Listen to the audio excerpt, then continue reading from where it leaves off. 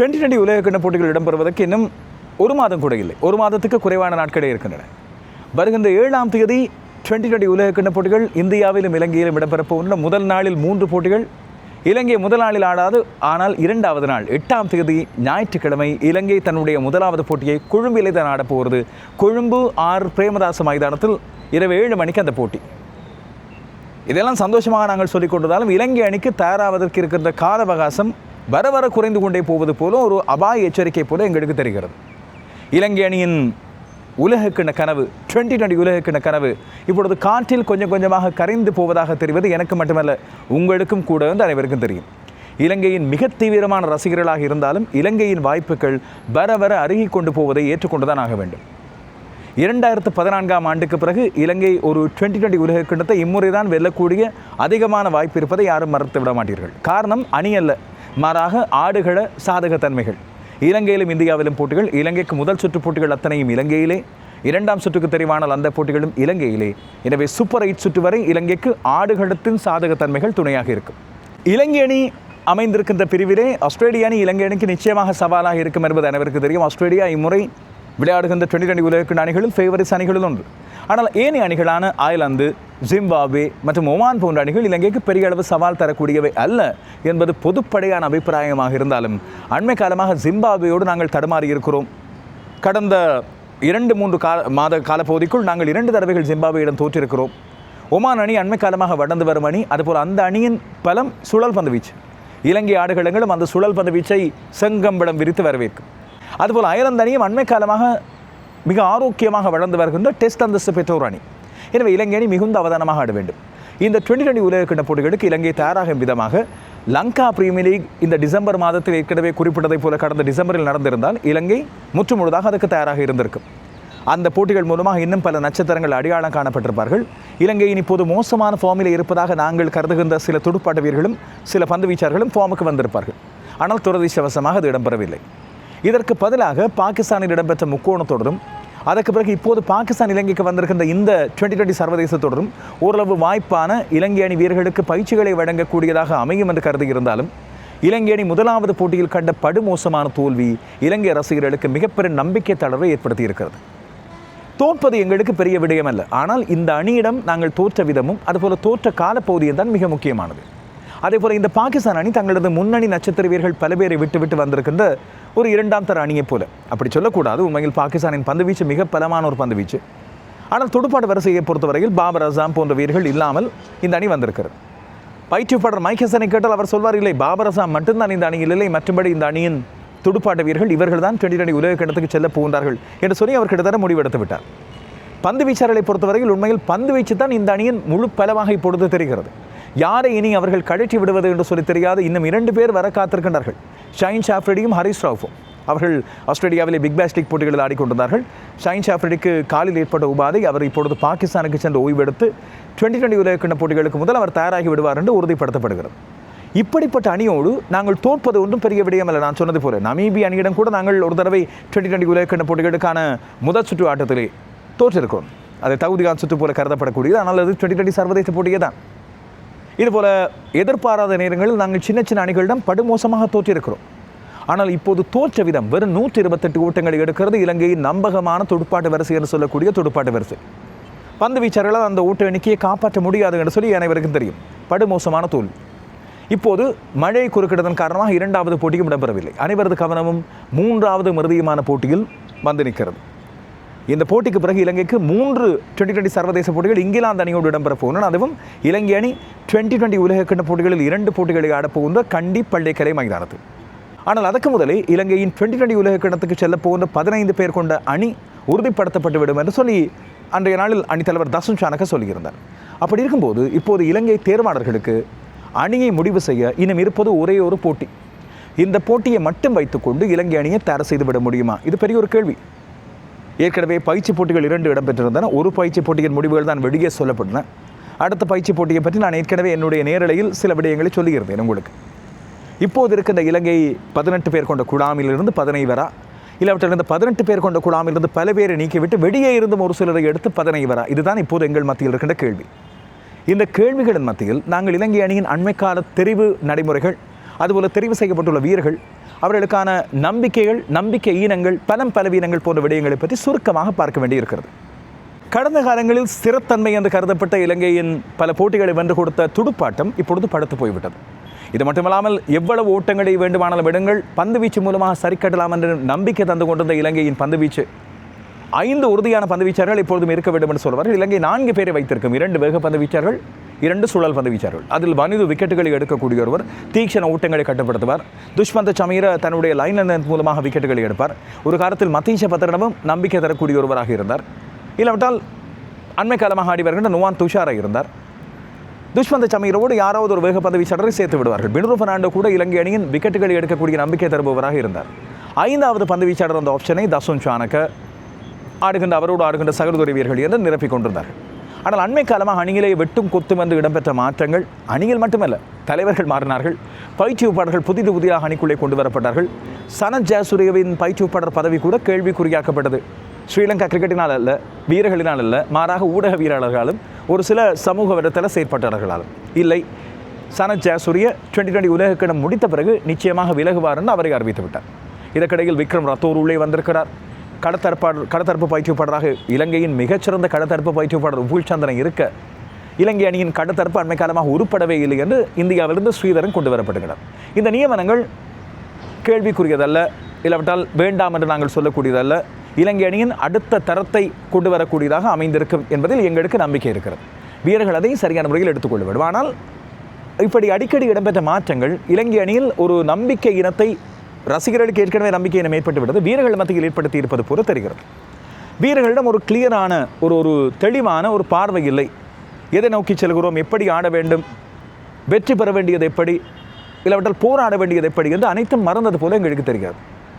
இதற்கு ஒரு சில வீரர்களுக்கான இடங்கள் உறுதிப்படுத்தப்பட்டு அவர்களுக்கான அந்த இடங்கள் கையடிக்கப்படாமல் ஒரு காரணம் என்று எண்ண தோன்றுகிறது.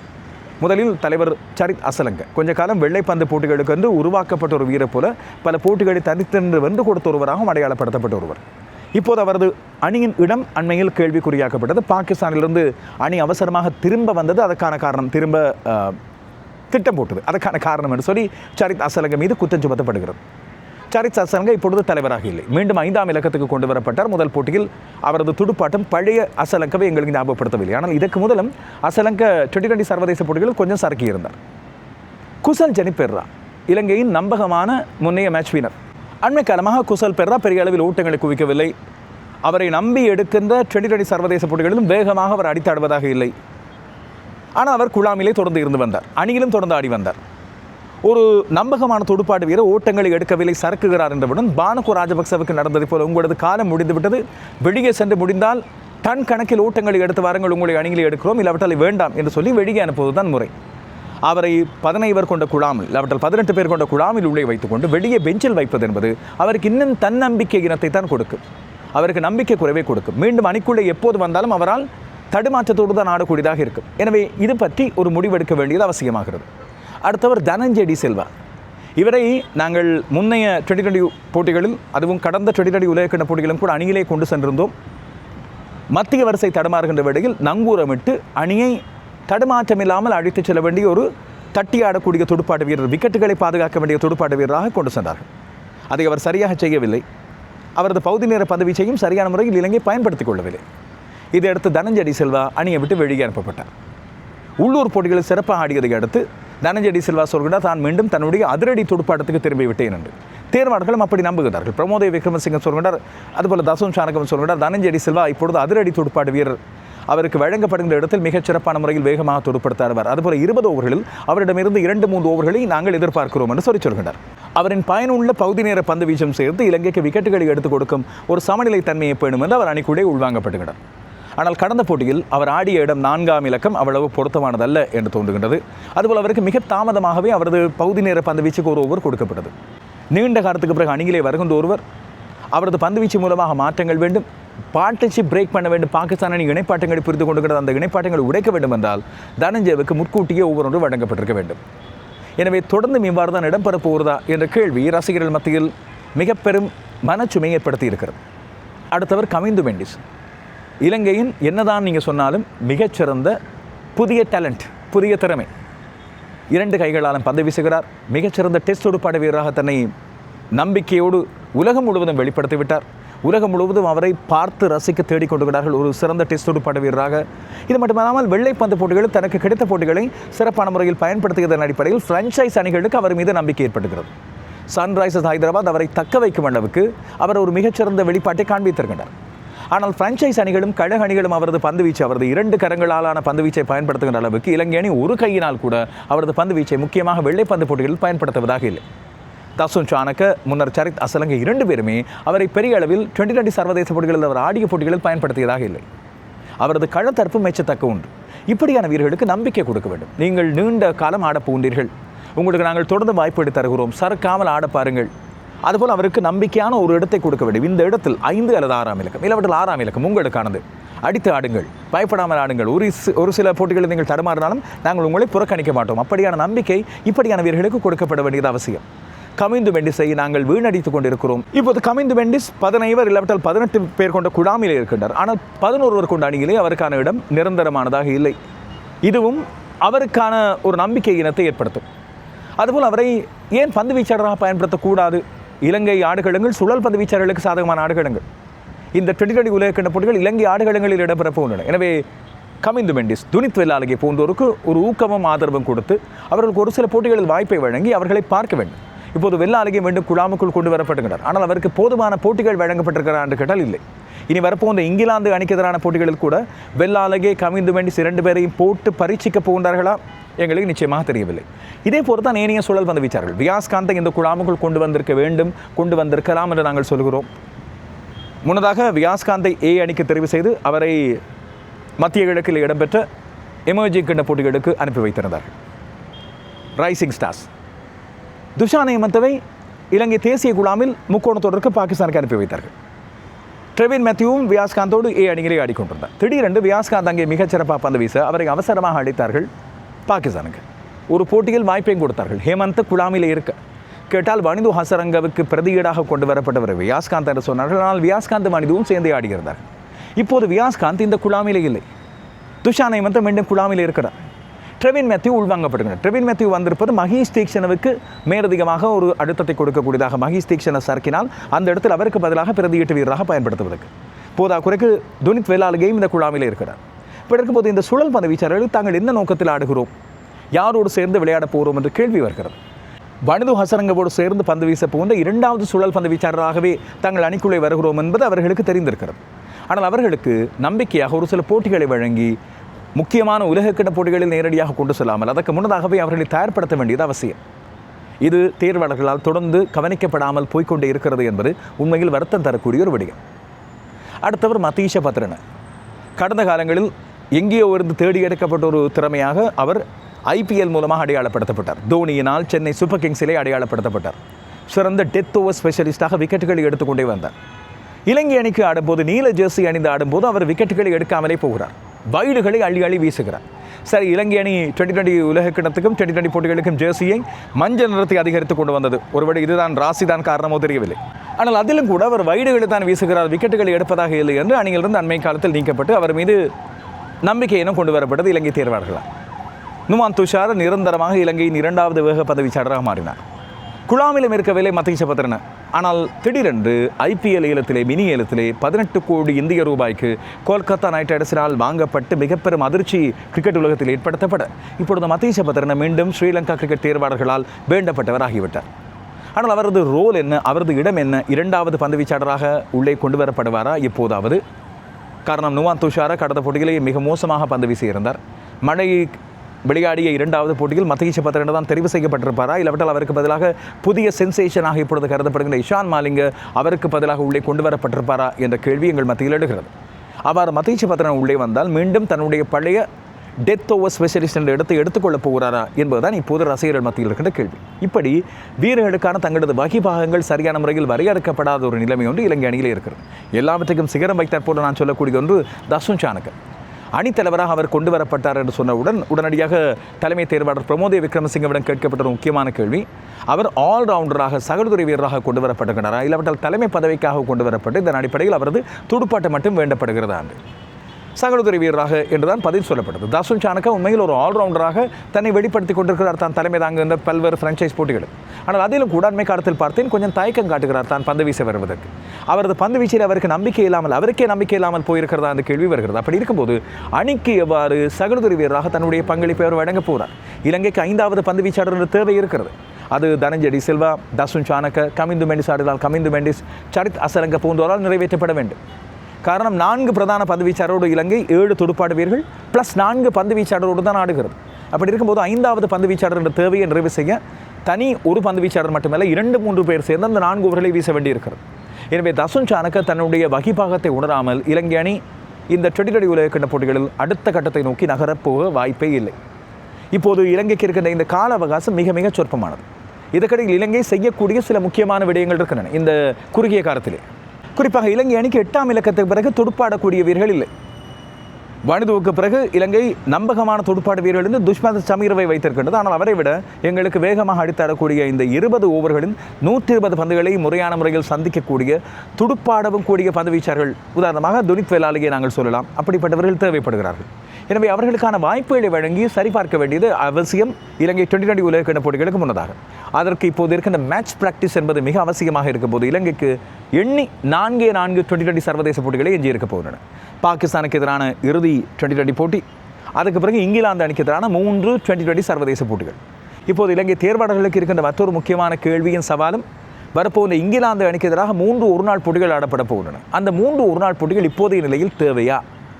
அந்த போட்டிகளுக்கு பதிலாக இன்னும் 2 டி20 சர்வதேச போட்டிகள் இல்லாவிட்டால் 4 போட்டிகளையாவது ஆடியிருந்தால் இலங்கைக்கு மேலும் பயிற்சிகள் கிடைத்திருக்கும். இதுபோல் இந்த டி20 உலகக்கிண்ண போட்டிகளுக்கு தெரிவு செய்யப்பட போகின்ற வீரர்களை ஒரு நாள் அணிக்குள்ளும் உள்வாங்குவார்களா தேர்வாளர்கள்? அவர்களுக்கு அந்த பயிற்சிகள் தேவைப்படுமா? இல்லாவிட்டால் அங்கே இருந்துதான் அளவுகோல் பார்க்க போகின்றார்களா? இப்படி பல கேள்விகள் எங்கள் மத்தியில் இருக்கின்றன.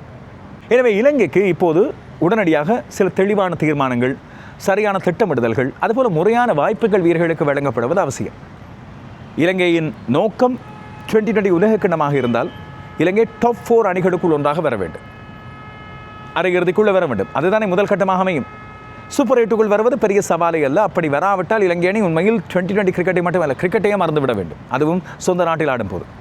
இப்போது டாப் 4க்குள் வருவதாக இருந்தால் உலகத்தின் மிகச்சிறந்த 4 நாடுகளை நாங்கள் எடுத்துக்கொண்டால் அனைத்து விதமான ஃபார்மட்டிலும், முக்கியமாக டி20 சர்வதேச ஃபார்மட்டை எடுத்துக்கொண்டால் இந்தியா இப்பொழுது டி20 உலக சாம்பியன், தென்னாப்பிரிக்கா கடந்த ஒரு 2ஆம் இடத்தை பிடித்த அணி, இப்போதும் அவர்கள் சிறப்பான முறையில் டி20 சர்வதேச போட்டிகளை ஆடி வருகின்றார்கள்.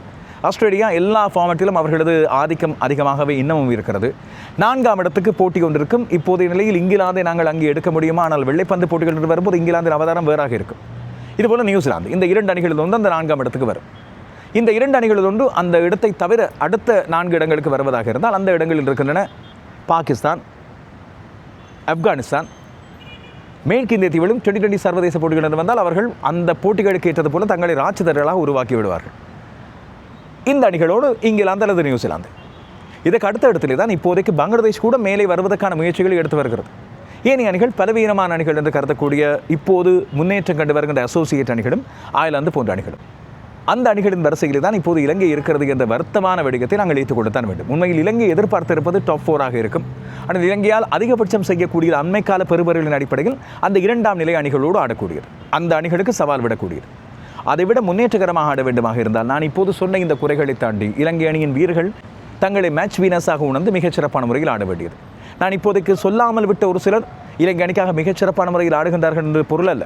அவர்கள் தான் அண்மை காலத்தில் குறைகள் சொல்லாமல் ஆடக்கூடிய ஒரு சில வீரர்களாக தங்களை வெளிப்படுத்திக் கொண்டோர். அதிலே மிக தெளிவாக நாங்கள் சொல்லக்கூடிய 3 பேர் பாத்து நிசங்க, வனிது ஹசரங்க, துஷ்மந்த் சமீர். இந்த 3 பேரை மட்டும் நம்பி நாங்கள் டி20 உலகக்கிண்ணத்துக்கு செல்ல முடியாது, 12 ஆண்டுகளாக காத்திருக்கின்ற கனவை நிறைவேற்ற முடியாது என்பது வெளிப்படையாக தெரியும்.